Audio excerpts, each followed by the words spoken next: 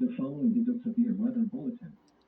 The National Weather Service in Green Bay has issued a severe thunderstorm warning for eastern Brown County, Kewaunee County, northeastern Manitowoc County until 12:30 p.m.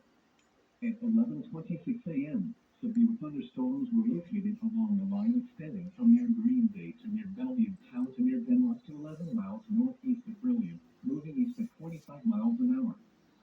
Hazard, 60 miles an hour wind gusts and penny-sized hail. Source, trained weather spotters. Impact, expect damage to roofs, siding, and trees.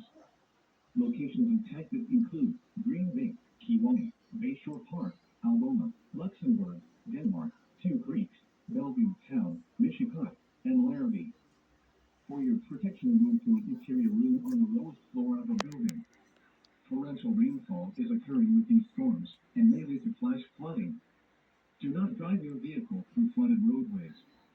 Repeating, a severe thunderstorm warning has been issued until 12:30 p.m. for the following counties in Wisconsin: Brown, Kewaunee, and Manitowoc.